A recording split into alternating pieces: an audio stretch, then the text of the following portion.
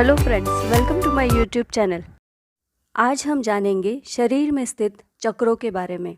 शरीर में 7 चक्र होते हैं जो ऊर्जा का स्रोत माने जाते हैं। यह हमें मानसिक और शारीरिक दोनों रूप से मजबूत करते हैं। शरीर में मौजूद चक्र हमें अपने लक्ष्य के प्रति भी एकाग्र रखते हैं और साथ ही हमें दृढ़ निश्चय भी बनाते हैं।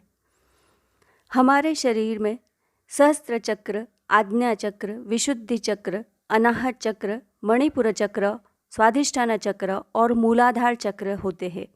सभी चक्र मनुष्य की अलग अलग खूबियों और उसकी मजबूतियों को दर्शाते हैं। इन 7 चक्रों को जागृत करने के लिए अनेक मेहनत और ध्यान की आवश्यकता होती है। जब मनुष्य सकारात्मक ऊर्जा से घिरे रहते हैं और वे अपने अनुकूल दिशाओं का पालन करते हैं, तब निरंतर खुश रहने के लिए उन्हें उनके 7 चक्र योग्य दिशा से तथा पूर्ण प्रभावित होते हैं। अपने 7 चक्र खुलने से और स्वस्थ ऊर्जा के प्रवाह की अनुमति से अच्छे स्वास्थ्य तथा सकारात्मक विचारों को बनाए रखने का यह एक प्रभावी उपकरण है। चक्र ऊर्जा को परावर्तित करने वाले यंत्र है और ऐसे कहा जाता है कि जिससे अनेक कार्य किए जाते हैं। इन चक्रों का हमारे शरीर पर होने वाला प्रभाव क्या होता है, यह हम जानेंगे। सबसे पहले सहस्त्र चक्र। मस्तिष्क और सिर के बीच में यह चक्र स्थित है। इसे शीर्ष चक्र भी कहा जाता है। 7 चक्रों में यह पहला चक्र है।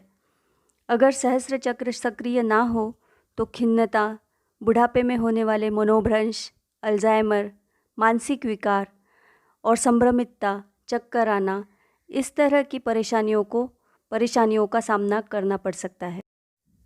अब जानते हैं अजना चक्र के बारे में। यह 7 चक्रों में से दूसरा चक्र है। अगर अजना चक्र सक्रिय ना हो तो तनाव, सिर दर्द, दूर की चीज़ें दिखने में अक्षमता, दृष्टि दोष, ग्लूकोमा, मोतियाबिंदु, साइनस तथा कान की समस्याएं आदि विकार हो सकते हैं। तीसरा चक्र है विशुद्ध चक्र। कंठ चक्र भी इसे कहा जाता है क्योंकि यह गले और फेफड़ों के क्षेत्र में स्थित है। इस चक्र के सक्रिय ना होने से थायराइड जैसे समस्याओं का सामना करना पड़ सकता है और बात करने में हिचकिचाहट भी महसूस होती है। अब जानते हैं 7 चक्रों में से चौथे चक्र के बारे में, अनाहत चक्र। इसे हृदय चक्र भी कहा जाता है। अगर अनाहत चक्र सक्रिय ना हो तो हृदय से जुड़ी बीमारियों का सामना करना पड़ता है। मणिपुर चक्र। यह चक्र श्रृंखला में 5वां चक्र होता है। यह यकृत, प्लीहा और पेट में स्थित है। अगर यह चक्र सक्रिय ना हो तो मधुमेह, पेट के रोग, पित्ताशय की पथरी आदि रोग संभवते हैं।